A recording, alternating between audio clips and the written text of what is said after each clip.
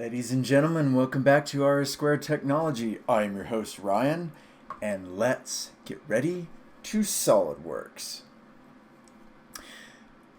Today's video, we will be picking up where we left off last Friday, working on the top cover part from the Beginner's Guide to SolidWorks 2022 Level 1. As always, link in the description below where you can pick that book up so you can follow along with what we are learning here. So, in today's video, we will pick up on page 145 where we had just finished our shell feature. So with that, let's dive in as we have some new things to discuss about measurements. Alrighty, from last Friday's video, which will be linked in the description below, we started creating the top cover. Now in this video, we're leaving off just after the shell feature that we added, and we're going to verify a measurement of that shell feature.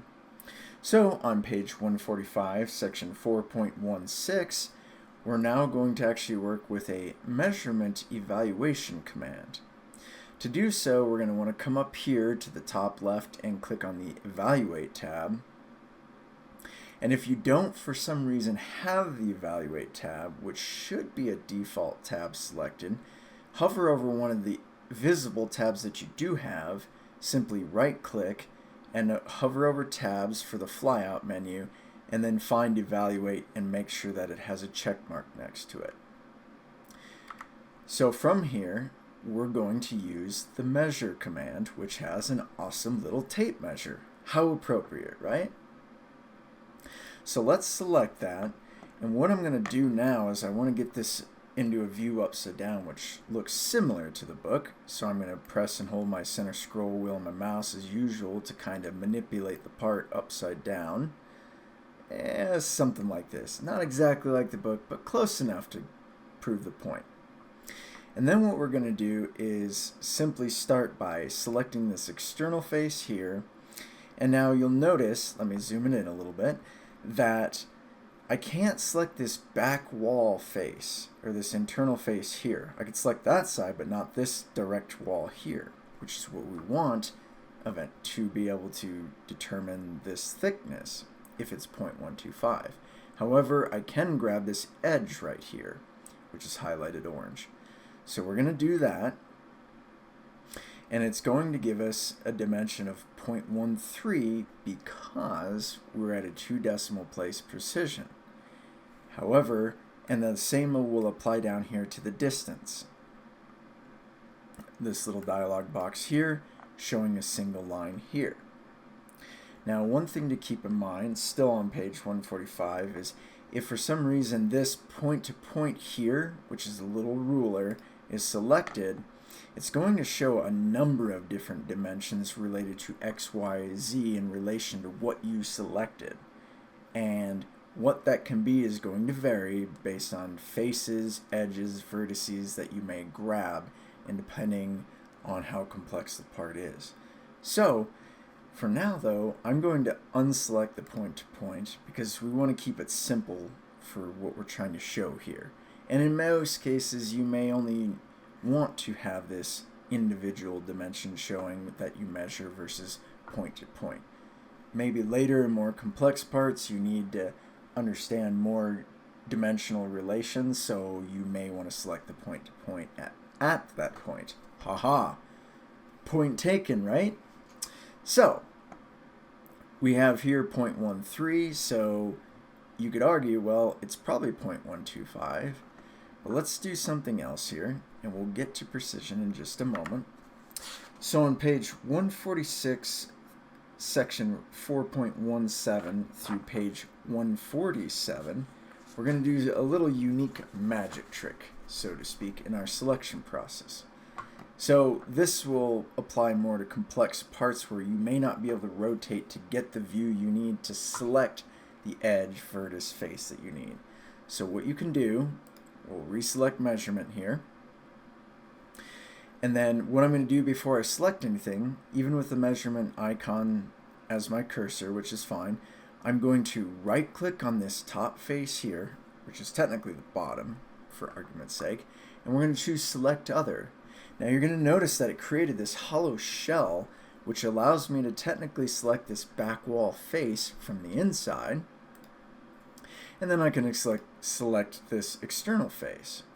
And now we show, again, here in the dialog box 0.13 and over here 0.13. So now we'll go from page 147 to 148, where we'll have a final closing point to this measurement, which is, again, we want to be very precise and know for sure that this is in fact 0.125. So how do we do that? We come up here to the Units and Precision button under the measurement dialog box, and then we choose Use Custom Settings, and then we'll here under decimal select 3 decimal places, and mine is set to inches, but you may want to put it in millimeters depending, and we'll leave the decimal places for degrees at just 2 units of precision. And then if you want to, which sometimes with like what I work with, I use dual units so I can see both inches and metric at the same time, inches, millimeters, depending on what I need to understand how it's working. But for now, we're just going to keep it simple using customs, move it to 3 decimal places here, and click OK. And now you can see we do in fact have 0.125 as our distance, both here and in the distance, normal distance in the dialog box. So that is using the measurement command under the evaluation tab. There's a few other types of evaluations that we'll cover in later videos, so stay tuned for that. So now we're going to move on to page 149, section 4.18. Alright, now that we've got the 101 of evaluation and more specifically the measurement tool under our belt, we'll continue on to section 4.18 on page 149, where we're going to add some material to these corners as reinforcement for some screw holes. So to start, hit the space bar and bring the bottom view normal to, and then we'll simply right click on this face and choose Sketch, and then I'm going to zoom in, and then we're going to choose Circle. And what I want to do is hover over either the internal radius of this corner or the external.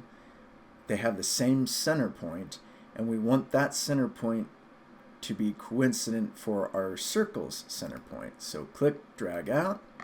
We're going to repeat this 4 times. Finding that center point of that radius, click, drag out. We want the coincident relation for the center point of our circles here. Click, drag out. Again, zoom in as much as you need to create the proper selection here. Drag out. I'm going to zoom out. I'm going to accept that. And then from here, I already have one circle selected, so I'll simply hit Control on the keyboard and select the other 3 circles, and I'm going to give them all an equal relation.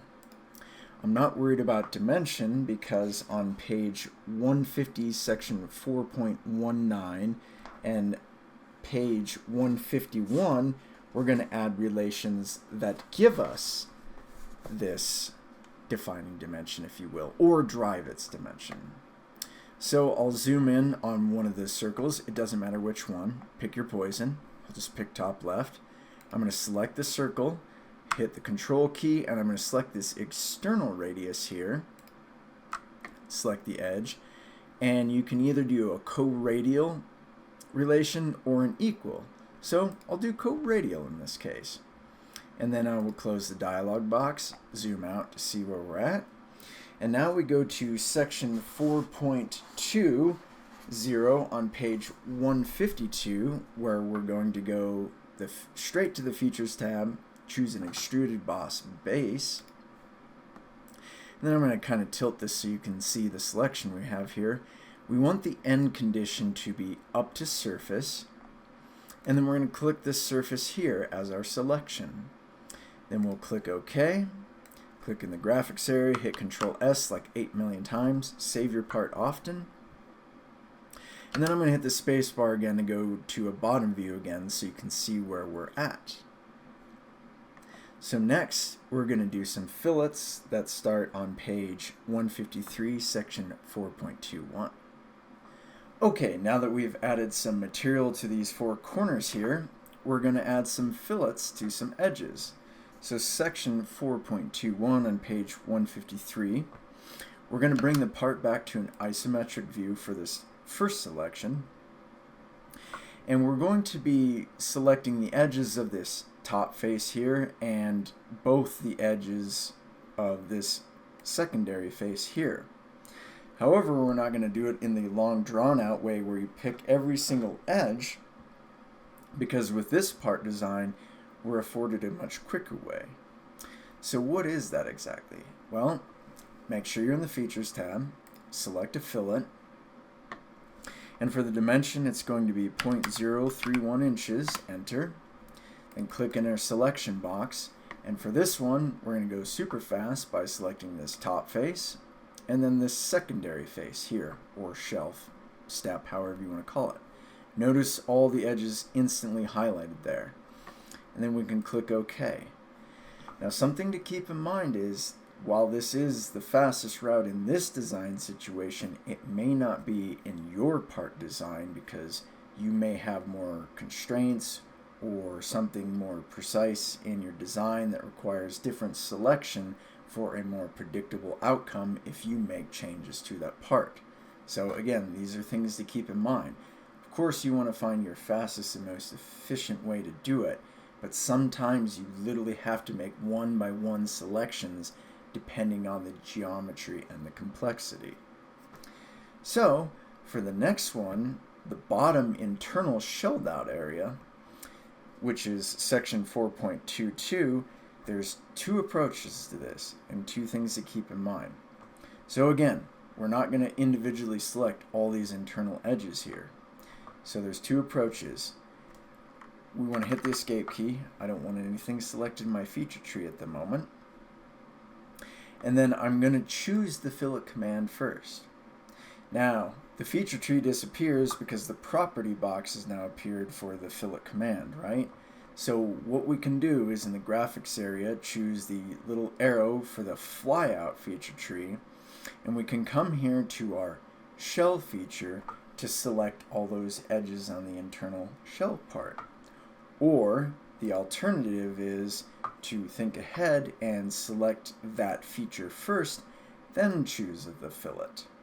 Now the fillet radius dimension is the same, it's 0.031, so we can simply click OK. Just like that, all those internal edges were instantly filleted, and we didn't have to go in one by one. Again, in this case it works, it's most efficient and quickest to do, but depending on the part you're working with, you may not always have the luxury of doing it in that manner. So now we're going to move on to section 4.23 on page 154. Alright, section 4.23 on page 154. We're going to do one last feature to wrap this part up. So, going from page 154 into 155, the first thing we're going to want to do is press the space bar and bring the top view normal to. Then in the Features tab, we're going to choose the almighty hole wizard. Select that. And then under the hole type, we're going to make sure that our hole is set to a hole from the little icon here. Then the type is going to be screw clearances. The size and our hole specifications will be a number 6, normal, and the end condition will be through all. Now from here we'll do section 4.24, where we're going to go into the position tab here. And then on page 155 we'll carry over into 156 here, where we'll make the selection of the face. I'm going to zoom in a little bit. We're going to choose this face here. And then as far as the exact position, we're going to choose this internal radius here, center point, and do that to all four corners. Simple enough. No dimensions needed with this type of relation. And then we will click OK. Click in the graphics area, hit Control S a million times, and we'll hit the space bar to bring it back isometric. Let's add some real view graphics for the material, and that completes the top cover part. So your top, we'll pull the real view off here, should look like this, and then page 157, it should look like this in the bottom. And that is it for this part. As this concludes the top cover part, next Friday we will start into the offset shaft, which is located on page 166. As always, thank you for watching, and I hope to see you in the next video. Take care.